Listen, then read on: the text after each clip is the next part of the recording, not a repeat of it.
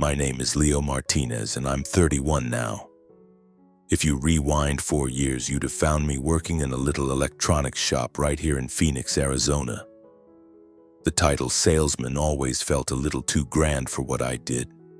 I was the one standing under humming fluorescent lights, talking up the features of a toaster or an obsolete television to people who were always in a hurry to be somewhere else. You won't find me in some sprawling desert estate or holed up like a starving artist in a tiny studio apartment. My life is simple, the kind that unfolds quietly in a city baked by sun and coated in a fine layer of dust. But that ordinary surface is a lie. Beneath it, I carry these wounds that refuse to close. They were carved into me by the same people I once trusted enough to call my own family, a constant, sharp reminder of their betrayal. This city holds no mysteries for me. Phoenix is where I took my first steps. I grew up on one of those suburban streets that look like they're straight out of a catalog. Every house was red brick, every yard had a white picket fence, and every lawn was perfectly manicured. A picture of perfect middle-class safety that I now know was just an illusion. To anyone looking in, we must have seemed like the ideal family. My father, Robert Martinez, is a former chief accountant who lives his life with the same meticulous precision he applied to his ledgers. My mother, Isabella, taught literature, but she found far more satisfaction bragging about her children's careers than she ever did discussing classic novels. There are 4 of us kids. My older brother, Mateo, is a high-powered attorney in Denver.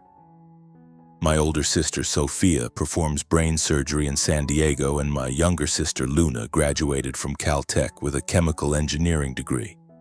And then there was me, Leo, the one my mother once casually dismissed as the child without a future. In our house, intellectual achievement wasn't just encouraged, it was the only path that mattered. My parents preached that a top-tier education was the sole escape from an unremarkable existence. Mateo, Sophia, and Luna were the brilliant constellations in my parents' universe, the living proof that their philosophy worked. Mateo was always talking about his high-stakes legal battles, and Sophia would describe the delicate complexities of her surgeries. Then there was Luna, my brilliant little sister, who everyone agreed was destined for great things. And honestly, I never held it against them. They earned every bit of that admiration. It was just that I was something else entirely. I was the puzzle piece from a different box, the one that would never lock into the perfect image my parents curated. And I want to be clear, it wasn't because I was lazy. I made it through college with a business degree, but there were no honors or scholarships to announce. My graduation gift to myself was a respectable GPA, a pile of student loan debt, and a position at the electronics shop. I've been there for 8 years now. The work is steady and I don't hate it. But it's not exactly a shining accomplishment to bring up at the dinner table, especially not in a family that measures success in 7-figure contracts and academic accolades. I'll never forget the Christmas party when Mateo cornered me, a smirk playing on his lips. "So, Leo," he asked, his voice carrying just enough for everyone to hear, "how many toasters did you move this week?" He framed it as a joke, but the sharp edge of condescension was unmistakable. A wave of laughter filled the room, echoing off the high ceilings as if he'd just delivered the most brilliant punchline in history. I managed to plaster a smile on my face, forcing the hot wave of humiliation down my throat, but the feeling lingered like a physical wound. It wasn't even Mateo's words that cut the deepest. It was the look that followed from my parents. Their eyes held a familiar mix of pity and shame, a silent confirmation that I was the flaw in their otherwise perfect creation. They never had to say it out loud, but I could hear their thoughts as clearly as if they'd shouted them. "Leo is the failure of this family." My mother, however, was always the most direct. I remember one excruciating family dinner when I was 27. She paused, looked straight at me across the polished mahogany table, and her voice was like splintered ice. "You should learn your place," she said, "and be grateful we even let you sit in this house." The words struck me with the force of a physical blow. I just sat there, frozen, the aroma of my mother's roast turning to ash in my mouth, while the sound of my siblings' laughter and chatter seemed to come from a million miles away. In that moment, the truth was undeniable. I was a stranger here. I didn't belong. But all of that was just a prelude to the moment that finally shattered me. It happened last summer at the party for Luna's graduation. Our whole family was crowded into the spacious living room, which my mother had decorated perfectly with gold and white balloons that bobbed against the ceiling. The air was thick with the scent of fresh-cut flowers and expensive perfume. Luna, my little sister, the one I had always cherished, was the center of everyone's attention.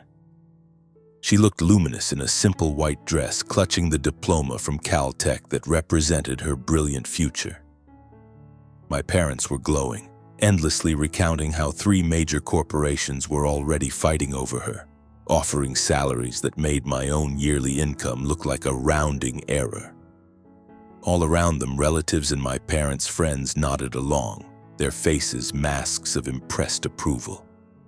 I tried to disappear into a corner, nursing a glass of wine and pretending to be absorbed in the celebration. But it was no use. Eventually, the familiar gazes shifted my way, filled not with admiration but with a morbid curiosity laced with pity. It was a distant aunt who finally broke the silence, her voice just loud enough to carry. "And what about Leo?" she asked, clearly digging for some gossip. "Are you still at that little electronics shop?" I nodded, the muscles in my face straining to hold a smile. "Yes, things are going fine." "Fine?" Mateo's voice cut through the chatter, practically dripping with condescension. He turned to the small crowd that had formed. "He's the king of toasters in Phoenix, aren't you, Leo?" Another explosion of laughter filled the room. This time it felt like 1,000 tiny needles, each one piercing me over and over again right in the heart.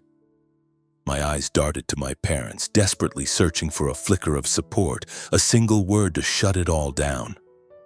Nothing. My father simply raised his wine glass to his lips, taking a slow, deliberate sip. My mother turned her back completely, suddenly absorbed in arranging the cheese on a platter. And Luna, the sister I had always felt a special connection to, offered only a weak, apologetic smile, clearly unwilling to challenge Mateo and disrupt the perfect evening. Her silence was the deepest cut of all. Later that night, long after the last guest had departed, I stood alone on the back porch, staring out at the scattered, shimmering lights of the city. Phoenix can be stunning after dark, but in that moment I felt utterly invisible, like a ghost haunting my own life. This wasn't my home. These weren't my people. For years I had held on, hoping, waiting for the day they would finally see me for who I was. But standing there, the cool night air on my skin, I finally understood. They never would. To them, I would forever be the failure, the son with no future. I turned and walked back into the silent house. My car keys were on the counter where I'd left them. I grabbed them and walked out, starting the engine and driving away into the darkness. I had no destination in mind. All I knew was that I had to escape, not just the remnants of the party, but all of it. This house, this family, the endless loop of mocking words and disappointed glances. I just had to get away. I drove until the streetlights thinned out, then pulled over onto a quiet side road, killed the engine, and just sat there in the pitch-black interior of my car. That's when the tears finally came, hot and silent, streaming down my face. It wasn't sadness that I felt, not really. It was a raw, boiling anger. It was the crushing weight of helplessness. It was the sickening realization that for my entire life, I had allowed these people to dictate my value. I had let my own family tell me I was worthless, and I had believed them. Right there, in the dark, I made a choice.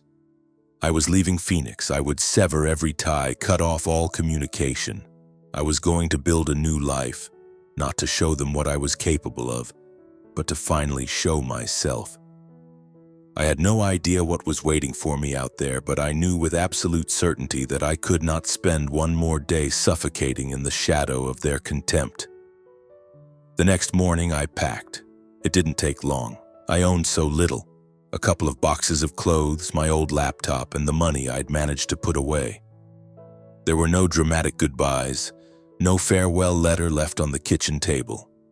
I simply vanished, slipping out of the Martinez family's perfect portrait like I'd never been there at all. I pointed my car toward Florida, a place I'd never been, a place where I hoped I could finally become someone I recognized. As the rented moving truck merged onto the highway, leaving Phoenix behind, I took one last look at the city shrinking in my rearview mirror. The familiar skyline, the roads I'd driven 1,000 times, all of it just shrank and blurred until it was gone completely. I had no idea if I would ever see this place again, but I made a silent vow right then and there. I would never again allow anyone, not even the people who were supposed to love me most, to make me feel like I was nothing. I kept driving, crossing the state line into the blinding glare of the Florida sun. It hit my eyes with such intensity that I had to squint, as if the light itself was trying to erase the past. That was my first day in Orlando. I arrived with barely anything to my name: a suitcase, a beat-up laptop, and a heart that felt like it was stitched together with scar tissue. Phoenix was already a memory, fading behind me like a bad dream. I didn't have a plan. I didn't know a single soul, and I had no family to call. All I had was the fierce, desperate resolve to stop my past from owning my future. Orlando felt like another planet compared to Phoenix. The city was electric, humming with the constant thrum of theme parks, the sway of palm trees lining every boulevard, and the palpable energy of people chasing big, colorful dreams. For me, though, it wasn't about the magic or the excitement. It was simply a blank page, a place where I could finally begin again. I found a small apartment, the cheapest one I could find, in a building that had seen better days. The walls were stained, and there was a permanent faint smell of dampness in the air. My bed was just a mattress on the floor, and my desk was a wobbly folding table I picked up at a second-hand shop. But I never once complained. After years of withering glances and cold shoulders, this tiny, musty room felt like a palace. It was mine. The first job I landed was an entry-level position as a real estate agent at a little firm called Palm Vista Realty. It was far from a glamorous career, but for someone starting from scratch in a new city, it was a lifeline. I spent my days walking through unfamiliar neighborhoods, stuffing flyers into mailboxes and making endless cold calls, trying to sell people on the dream of owning homes I couldn't even afford to rent. The base pay was next to nothing, and the commissions were tiny, but it didn't matter.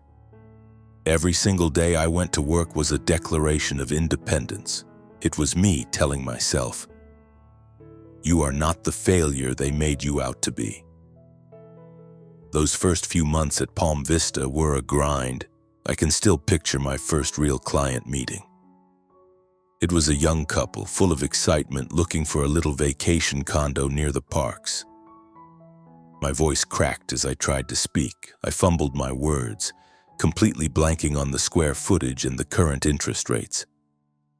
My hands were trembling so badly that I dropped the whole folder of property listings, scattering papers all over the floor. They stared at me, their hopeful expressions curdling into doubt. "Are you sure you're the right person for this?" the husband asked, and the condescending tone in his voice was so much like Mateo's that it made my stomach clench. I just nodded, my face burning with shame, and repeated a silent mantra in my head. "You have to make this work, Leo. There is no other option. There is no going back." So I began to teach myself. This wasn't like college, where you memorize facts from a textbook. This was learning from the sting of my own mistakes.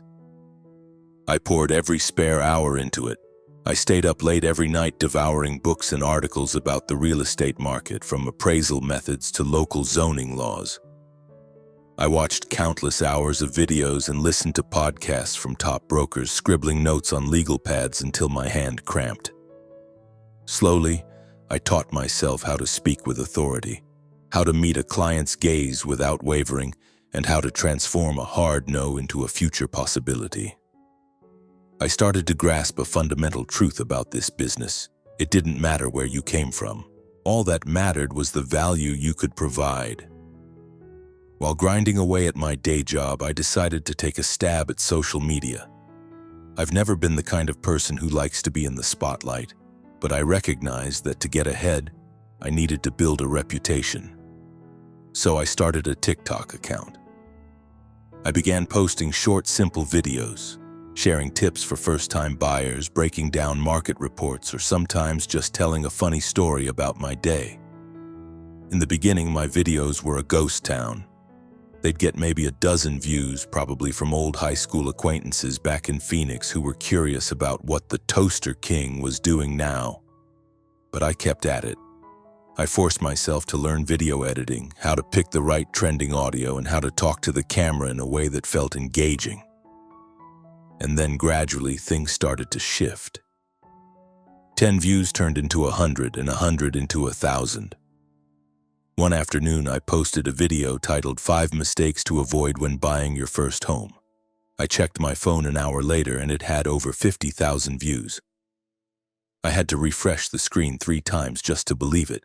The videos brought more than just followers. They brought actual business. One morning, a message popped up on my Instagram from someone I'd never met. "I saw your TikTok video," it read. "My wife and I are moving to Orlando. Can you help us find a place?" That message was a lightning bolt. It was the first time I truly understood the incredible power of creating your own platform. After that, I threw myself into my work with a new kind of intensity. Not just at Palm Vista, but on building my professional identity. I started networking, getting invited to local real estate mixers, and connecting with seasoned investors. A small community newspaper even did a short feature on me, calling me a promising young agent. I just smiled politely for the camera, but inside, a quiet confidence was taking root. I knew I was finally heading in the right direction. My real breakthrough happened on a sweltering afternoon in late August. I got a call from a major client, an investor based out of New York. He wanted to acquire a large parcel of land in the Orlando suburbs for a new resort development. My heart hammered against my ribs. I had absolutely zero experience with deals of this magnitude, but I refused to let fear get the best of me. I pushed aside my self-doubt and dove in, working day and night to prepare. I spent weeks buried in research, compiling everything from complex zoning maps to detailed profit and loss projections. I was determined to be ready. The day we met to sign the contract, I stood before him in a cheap suit I'd borrowed from a coworker, my palms sweating. I delivered my presentation as if my entire life was riding on that single moment, because in a way, it was. When he finally nodded and put his pen to the paper, I swear my heart stopped beating for a second. That one deal landed me my first ever 6-figure commission check.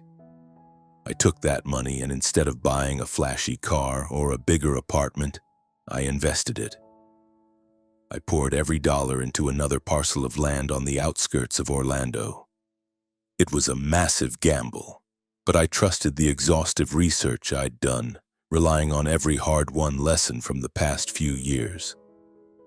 3 months later, a national development corporation bought that land from me for twice what I paid. That night, for the very first time, I logged into my bank account and saw a number with 6 zeros. I just sat there in my tiny, cramped apartment, staring at the screen with tears streaming down my face. I wasn't crying about the money itself, and I was crying because I had finally done it. I had achieved something that my own family had insisted was impossible for someone like me. But I didn't let the success go to my head.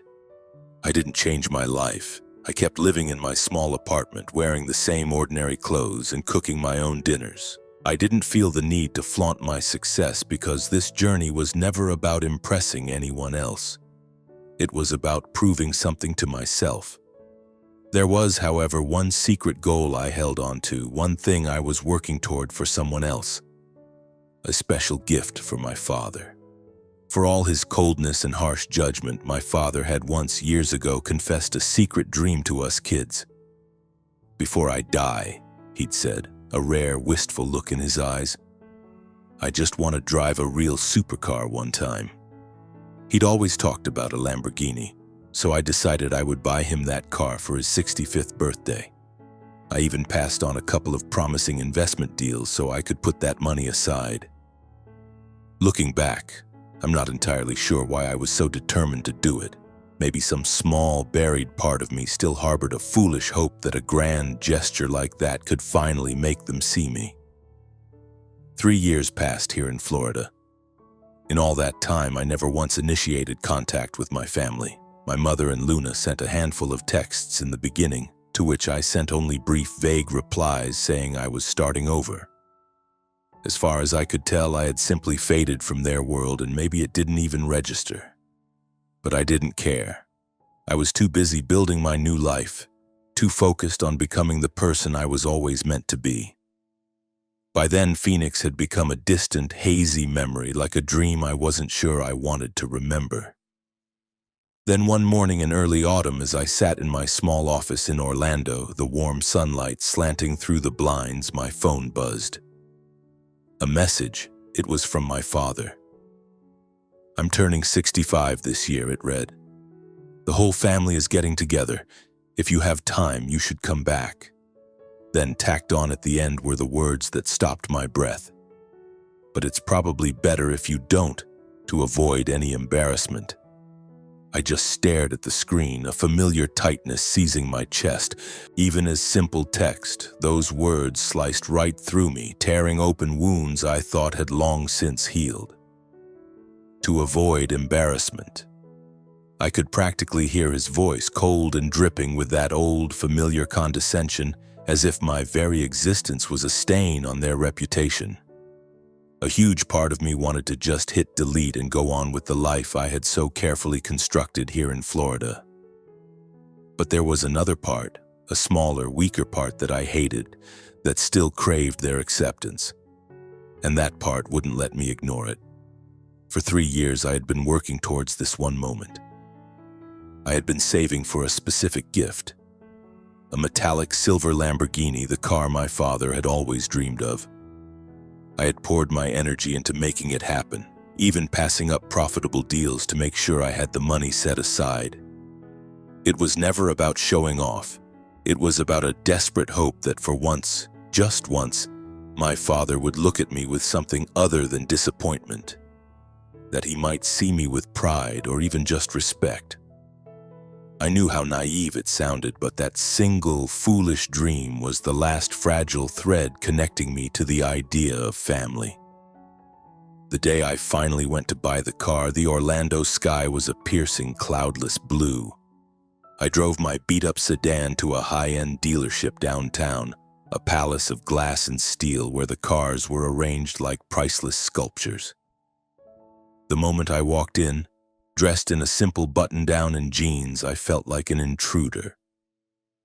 The salespeople, all dressed in perfectly tailored suits, gave me a quick, dismissive once-over. I couldn't even blame them. I looked nothing like their typical clientele, nothing like someone who could afford a car that cost $500,000. "Can I help you, sir?" one of them asked, his polite tone failing to mask his skepticism. "How can I help you today?" A young salesman with a name tag that read Daniel walked toward me. He was professional, but I could see the flicker of doubt in his eyes. "I'm here to see a Lamborghini," I said, trying to keep my voice even. "A Huracan Evo, to be specific, in silver." Daniel blinked, the surprise evident on his face. "The Huracan Evo, an excellent choice. Would you like to take a look at our floor model, or—" "I'd like to buy it," I interrupted, allowing myself a small smile. If you have one available, I'll need it delivered as soon as possible. He led me to a car perched on a rotating platform in the center of the showroom. Its metallic silver finish caught the bright lights, shimmering like liquid mercury. My heart started hammering in my chest. It was even more stunning in person than in the pictures. It looked powerful and aggressive, a machine built to demand attention. In my mind, I saw a flash of my father sitting in the driver's seat, a genuine, unforced smile spreading across his face, and I saw myself standing next to him, feeling for the first time in my life like I was truly his son. "So you're sure this is the one?" Daniel asked, his voice now filled with genuine excitement instead of skepticism. "This is a custom order, you know," he continued, launching into his pitch. "Alcantara leather interior, V10 engine, 640 horsepower. The base price is $485,000 before any options." "I'll take it," I said again without a moment's hesitation. "But I do have one special request. This car is a gift, and I need it delivered to Phoenix, Arizona on the exact date of my father's birthday. It has to be a complete surprise." Daniel nodded, already pulling out a small notepad. "That's a fantastic idea. We can arrange for enclosed transport. Keep it completely under wraps until the big moment.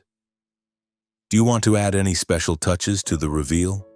We can do a curtain drop, even a small light show when it's unveiled." I considered it for a second. I didn't want it to be tacky, but I did want the moment to be burned into their memories forever. "I want it delivered in a sealed shipping container," I said finally, "parked right on the street in front of my father's house. When it's time for the gift, I want the container doors to swing open, revealing the car inside. But the key, I want to be the one to hand it to him. I'll put it in a small, plain gift box so no one has any idea what's coming." Daniel grinned, clearly getting into the spirit of it. "Very classy. We can get a custom container wrap with the Lamborghini logo, maybe even add some theatrical smoke when the doors open for effect. And the key, how should we present it?" "A small blue box," I said, a memory of my father's favorite blue dress shirt flashing in my mind.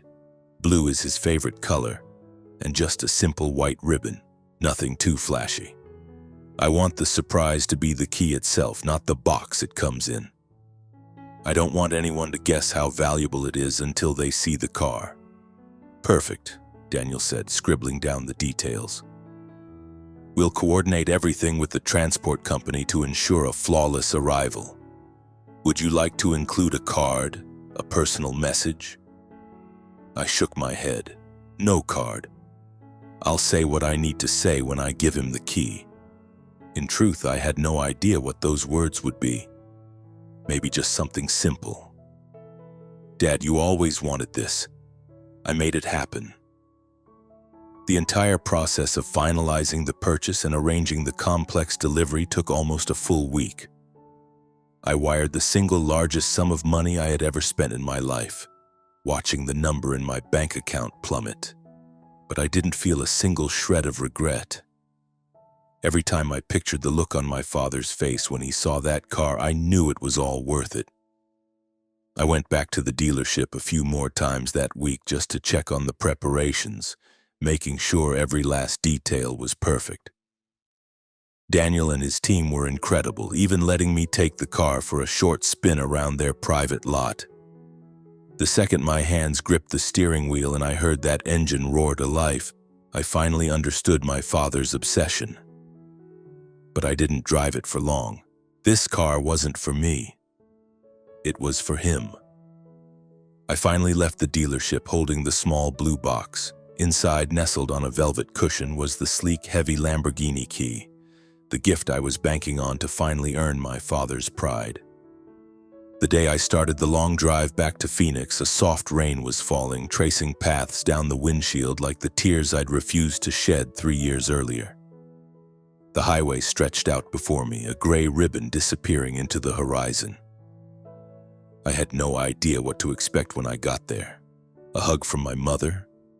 A word of apology from my brother? Or maybe just one single moment where I didn't feel like a complete outcast? I cranked up the radio, hoping the music would drown out the anxious thoughts swirling in my head. An old rock song came on, something about leaving your hometown to chase a dream. I managed a weak smile. Maybe I wasn't so alone in this after all. The house in Phoenix looked exactly as I remembered it, as if the last 3 years had never happened. The same white picket fence stood guard. The lawn was perfectly manicured, and my mother's prize-winning rose bushes were in full bloom along the front porch. But the feeling inside was completely different.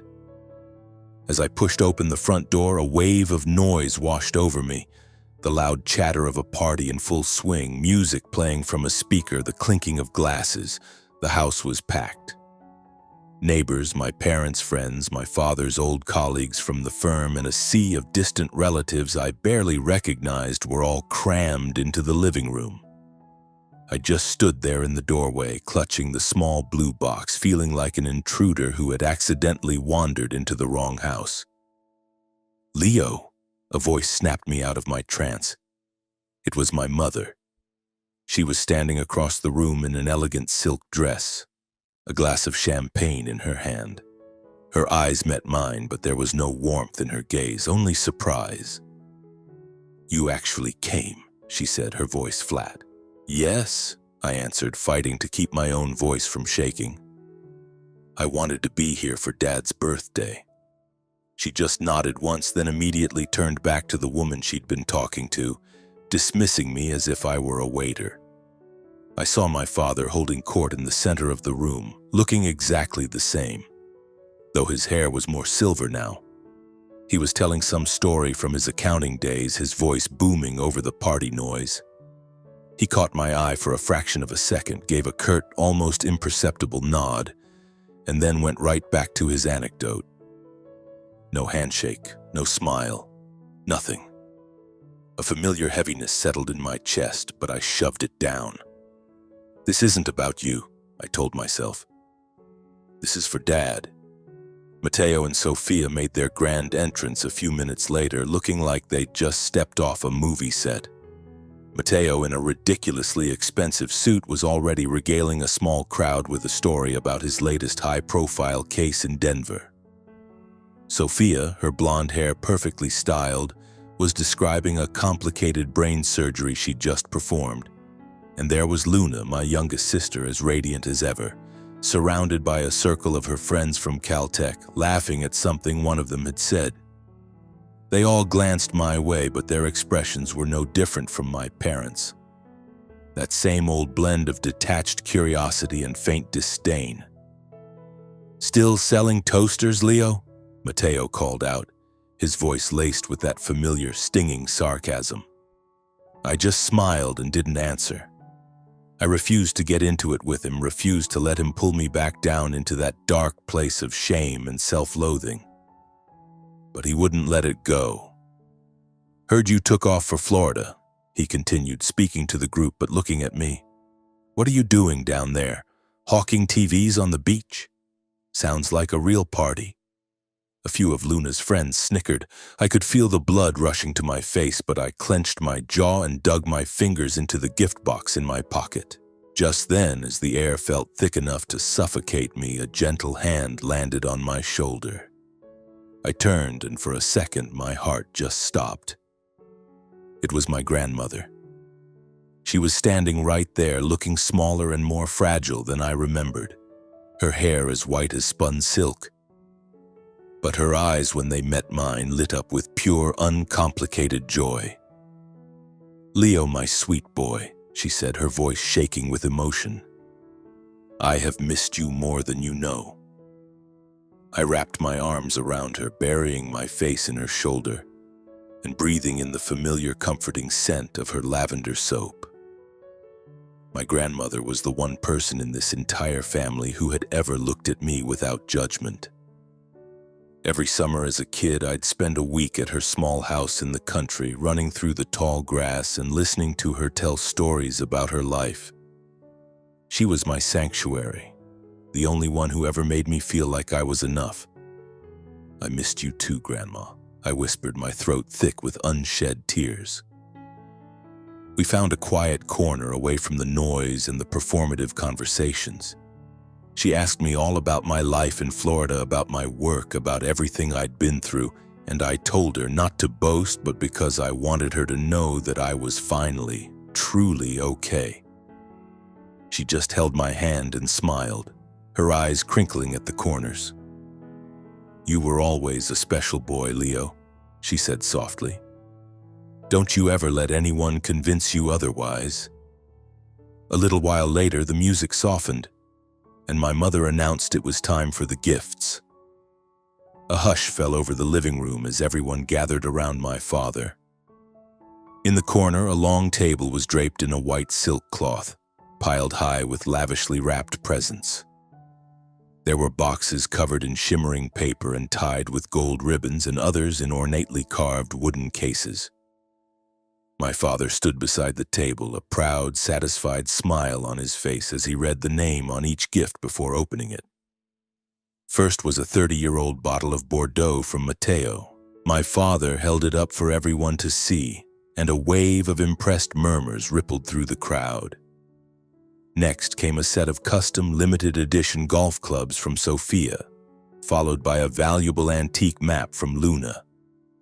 Each gift was more extravagant than the last, each one earning appreciative nods from the guests. And then my father picked up the last box.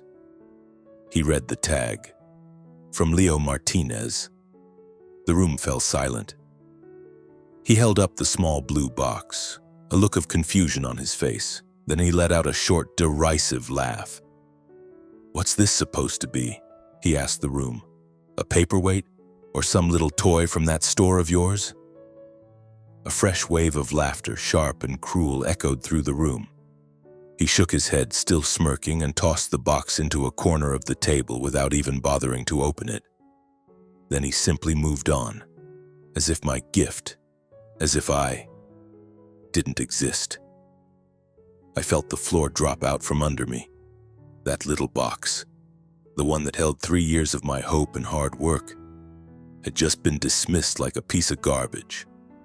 I wanted to scream. I wanted to tell every single person in that room that I was not a failure.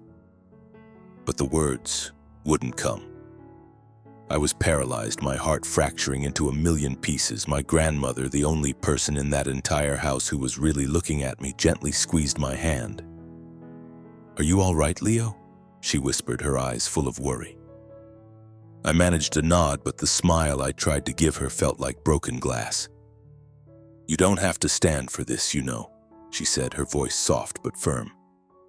I looked at her, the words, "I've been standing for this my whole life," on the tip of my tongue. But I held them back. I knew this wasn't over. Taking a deep breath, I walked over to the gift table and picked up the small blue box my father had cast aside. The room went quiet again. Every eye in the house turned to me.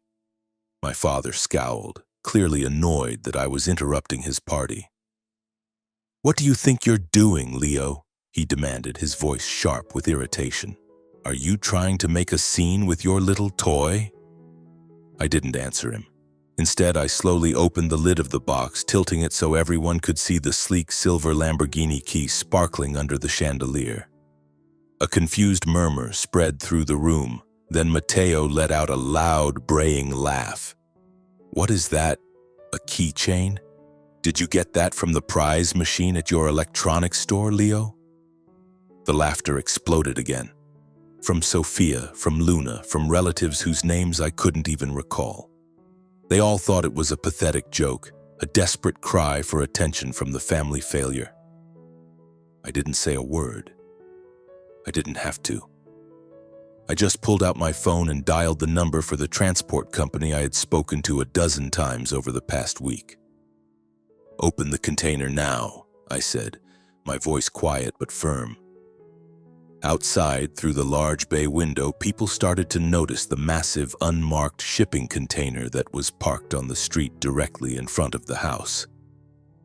We heard the low hum of hydraulics, and then the massive container door began to lower, creating a ramp, and there, Illuminated by the floodlights on the truck sat a metallic silver Lamborghini Huracan Evo, gleaming under the night sky like something out of a dream. The entire house went dead silent. The laughter died in people's throats, replaced by a wave of stunned, disbelieving whispers. My father was frozen in place, the expensive bottle of wine nearly slipping from his grasp. My mother, who was never anything but perfectly composed, just stood there with her mouth hanging open, her eyes wide with shock. Matteo and Sophia stared at each other, their faces a mask of confusion, as if they were trying to solve an impossible equation. And Luna, the sister I had once adored, just whispered, "No way."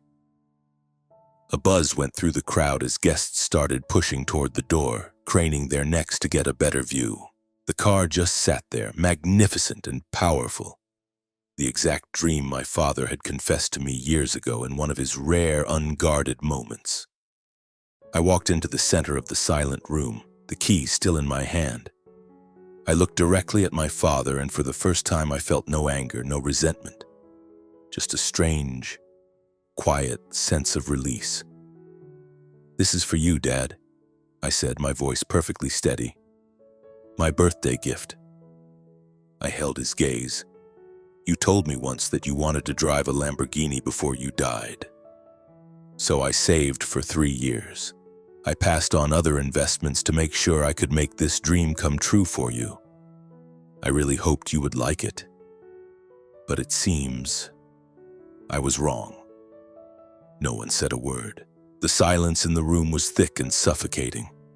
My father's eyes darted from my face to the car gleaming outside and then back to the key in my hand. I waited. For anything. An apology. A thank you. Even just a nod of acknowledgement. But he gave me nothing. He just stood there, paralyzed, as if his brain couldn't process what was happening. I turned to my grandmother. She was beaming, her eyes shining with tears of pride. "You did a wonderful thing, Leo," she said, her voice a warm embrace. I just nodded, feeling in that moment that she was the only person on earth who actually saw me. Without saying another word, I turned and walked out the front door. I crossed the lawn, opened the scissor door of the Lamborghini, and slid into the driver's seat. I pressed the ignition, and the engine exploded to life with a ferocious roar that seemed to rip through the stunned silence of the party. I glanced back at the house one last time and saw my grandmother standing in the doorway. She was waving, that proud, loving smile still on her face. And then I pulled away from the curb, leaving that house, that family, and all the years of pain behind me. As the car surged through the familiar streets of Phoenix, a profound sense of freedom washed over me. I didn't need their approval anymore. I didn't need a proud look from my father, an apology from my mother, or an ounce of respect from my siblings. This car, this gift that I had poured my heart and soul into, was never about begging for their love. It was about proving to myself, and only myself, that I had the power to make dreams come true. Anyone's dreams. The sound of the engine thundering down the highway was the sound of my own liberation, but inside, I was a wreck. I felt a confusing mix of triumph and deep, aching pain. I had done the impossible. I had stood up to my family, given my father the one thing he always wanted, and walked away with my dignity intact. But all that was left in its place was a hollow, gaping emptiness in my chest. I couldn't tell if I had just won a great victory or if I had finally, irrevocably cut the last tie that bound me to my past.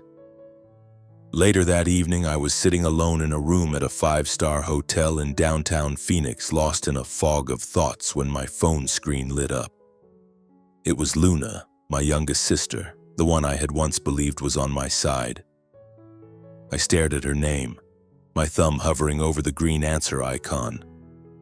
Part of me screamed to ignore it, to block her number and sever the connection for good, just like I should have done 3 years ago. But that other part of me, that weak, foolish part that still ached for some kind of family, made me answer. "Leo?" Luna's voice was small and shaky, all of its usual breezy confidence gone.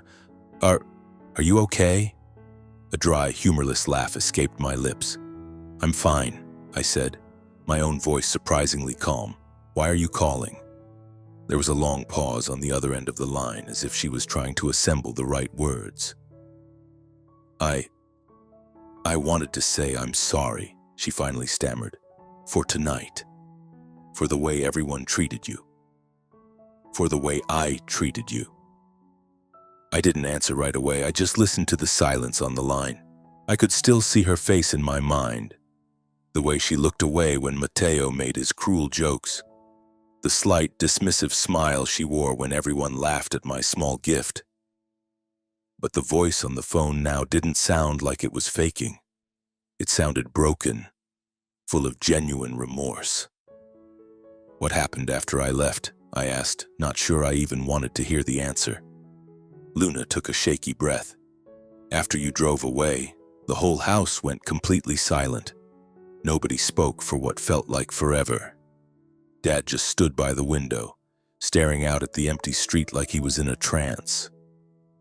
Mom kept muttering to herself, saying things like, 'That couldn't have been Leo.' Matteo and Sophia immediately started fighting, blaming each other for how they'd treated you. And the guests, they were all buzzing.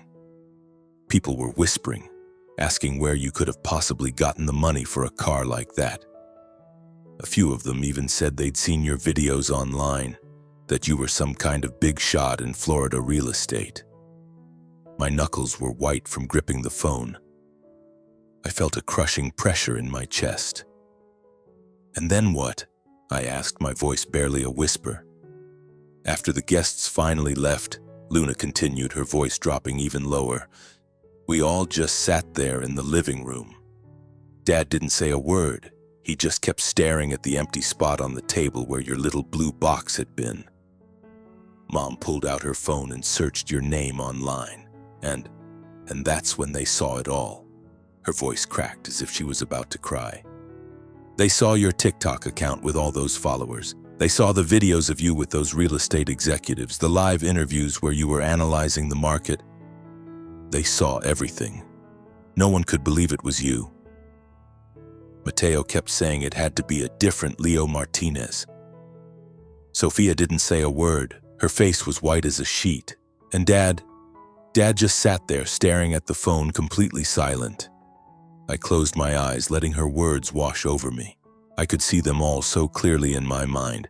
The family who had branded me the one without a future, gathered together, finally forced to face a truth they couldn't deny.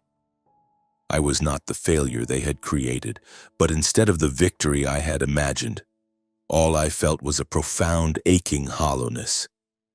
"So now they know," I said, and my voice was colder than I meant it to be. "So now what, Luna?" I asked. "What do they want from me now?" I don't know," she whispered, her voice thick with unshed tears. I wanted to tell you that I'm sorry. I was so wrong. I should have stood up for you. I always knew you were special, but I let Matteo and everyone else get in my head. I want you to know that I'm so proud of you, Leo." I didn't say anything for a long moment. Her apology was something I would have given anything to hear just a few years ago. Now it felt distant, like words carried on the wind. "Thank you, Luna," I said finally, not sure if I meant it, but I have to go. "Leo, wait," she started, but I had already ended the call. I stared at the blank, dark screen of my phone, feeling as though I had just shut a heavy door. Not on my family, but on the old version of myself, the one who had spent his whole life hoping and waiting for them to finally see him. The next day, I drove the Lamborghini all the way back to Orlando, leaving Phoenix and its ghosts in my rearview mirror. In the weeks that followed, I tried to slip back into my normal life. I went to my office. I met with clients. I filmed new videos for my channel and kept working on my business. But a knot of anxiety tightened in my stomach every time my phone buzzed. I was terrified it would be a message from one of them. And then, as predictably as a summer thunderstorm, the messages started coming. The first was from Mateo, a short formal text, exactly what you'd expect from a high-powered lawyer. Leo, I heard about your success in Florida. Very impressive. Give me a call when you have a minute. We should talk. I stared at his name, my thumb hovering over the reply button, but I couldn't bring myself to type. I knew Mateo. He wasn't interested in me. He was interested in my network, in the new connections I might represent. I deleted the message without a second thought. Sophia sent a long, rambling email full of flowery language about how she'd always known I had it in me, how proud she was of everything I'd accomplished. But I could still see her face at that party, the smug little smirk she wore when Mateo was tearing me down. Her words felt hollow and insincere. I didn't write back. My mother was the next to reach out. One morning I was sitting at my desk sipping my coffee when my phone rang. Her name flashed on the screen. My heart hammered against my ribs, but I let it go to voicemail. A minute later, a notification popped up. I listened to the message. Leo, honey, it's Mom. Her voice was shaky, uncertain. I just want to talk. I am so proud of you. Please call me back when you get this. I played it again and again, listening for any trace of genuine feeling. But all I could hear was the awkward, stilted sound of someone trying to correct a mistake they didn't even understand. My father was the last one. No text, no call, just a short, blunt email that arrived late one night. Leo, I'm getting older. Come home. We need to talk. I must have read that line 100 times, searching for some hidden warmth, some sign of remorse. But all I saw were the words of a proud man trying to salvage his reputation, not a father trying to reconnect with his son. I didn't answer any of them. It wasn't about anger anymore. I was just tired. I was tired of their empty, overdue words. I was tired of their clumsy attempts to reel me back into a life where I had never fit. I had spent 3 years building something new, something that was mine, learning to finally value myself. I wasn't going to let the past undo all of that. But then, 3 weeks later, they were just there, standing right in front of me. No warning, no invitation. I was in my office, a small, bright space in downtown Orlando with floor-to-ceiling windows overlooking the busy street below, when my assistant buzzed my desk. Leo, she said, there are some people here to see you. They say they're your family. The blood went cold in my veins. My family? I repeated the word, and it felt foreign on my tongue, like a word from a language I no longer spoke. Yes, she said, her voice full of curiosity. I took a long, slow breath, stood and smoothed the front of my shirt. Send them in. The door opened and they filed into my office. My father, my mother, Mateo, Sophia, and even Luna.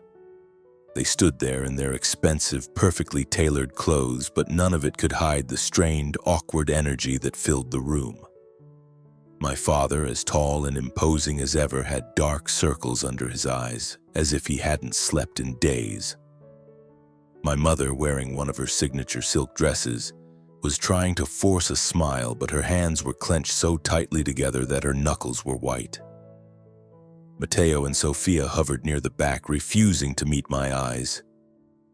Only Luna looked straight at me, her own eyes red and swollen, as if she'd been crying right before they came in. Leo, my mother said, breaking the silence, her voice unsteady. Are you all right? We were so worried. I just nodded, keeping my face a blank mask. I'm fine. What are you all doing here? My father took a step forward. His voice was quiet, and for the first time it didn't have that familiar cutting edge. Leo, I want to talk. I was wrong. I had no idea what you've built here. I want us to start over. I looked at him, really looked at him. The man who had called me an embarrassment to my face. The man who had casually tossed my gift aside like it was nothing. I wanted to believe him. I wanted to believe that he was finally truly sorry. but I couldn't get the sound of his cruel laughter out of my head. "I poured everything I had into that car for you," I said, my voice quiet, but each word landing with the weight of a stone. "I worked day and night.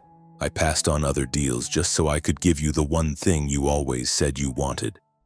And all I asked for in return was one single moment of respect. Just one. And what did you give me? You laughed in my face. You tossed my gift aside like it was garbage. You looked at me with nothing but contempt." My mother started to cry, covering her mouth with her hand. "Leo, I'm so sorry," she sobbed. "I didn't know. I never imagined you were capable of something like that." "You didn't know?" I repeated, my voice rising. "You didn't know because you never bothered to ask. Not one of you ever asked me what I was doing or how I was living. All you ever knew how to do was mock me, to call me the Toaster King. And now, because you saw me on the internet, because you see that I've made something of myself, now you want to start over? It's too late for that." Matteo stepped forward then, trying to put on his usual mask of confident charm. "Leo, don't be like that. We were just joking around. I always knew you had potential." "Potential?" I cut him off, staring him down. "You called me a failure, Matteo, to my face in front of our entire family. You humiliated me in front of everyone we know. Don't you dare stand there and pretend you ever gave a damn about me." Luna, who had been silent in the corner, finally spoke up.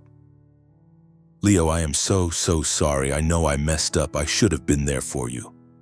I'm here now because I really do want to make things right. You're my brother, and I don't want to lose you." I looked at her, and for the first time since they had walked in, I felt a tiny crack in the ice around my heart. She was the only one who had called me after the party, the only one who had apologized without making excuses for her behavior. But even her words couldn't undo the damage. "I don't need any of you," I said, looking from one face to the next.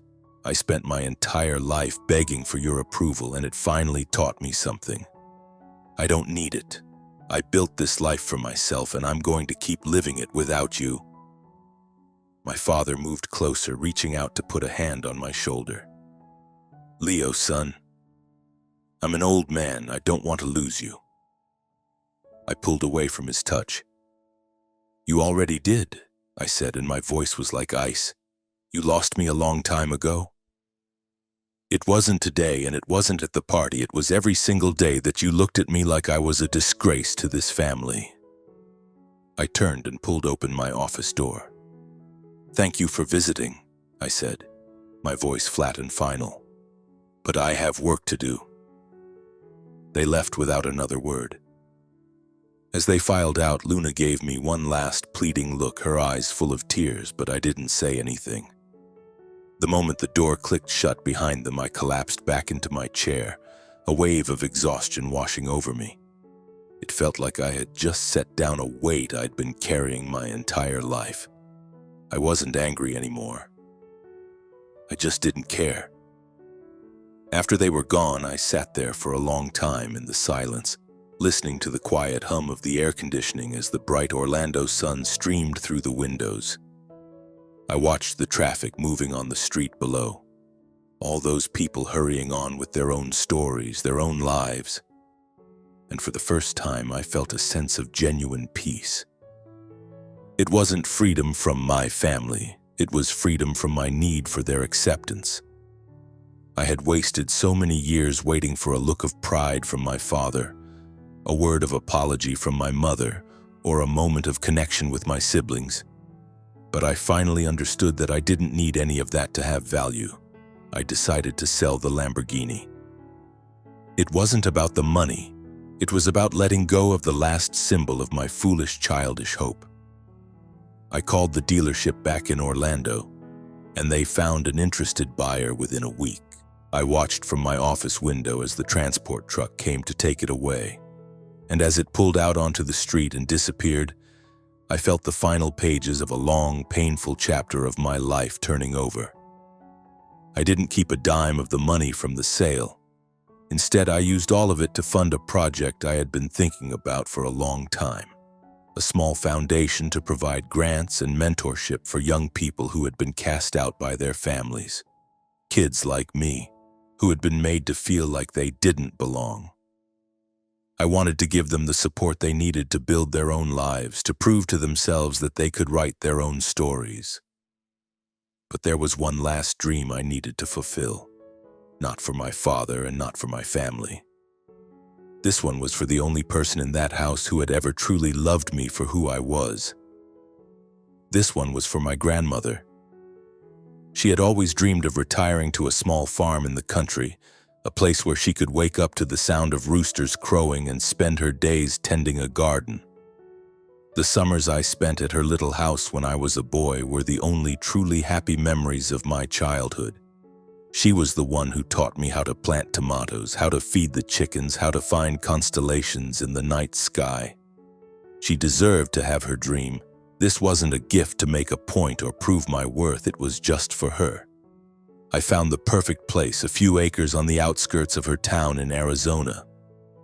It had a cozy little farmhouse, a sturdy red barn, and a wide green pasture that sloped down to a creek. I hired a local crew to make sure it was perfect, installing modern appliances and making sure everything was safe and comfortable for her. The day I drove her out to see it, her eyes lit up with a light I hadn't seen in years. It was like she was a young girl again, seeing her future unfold right in front of her. "Leo," she whispered, her voice thick with emotion, "you did all of this for me?" I just squeezed her hand and smiled. "I want you to be happy, Grandma," I said, "the way you always made me feel." In one of my last videos of that year, I told my story.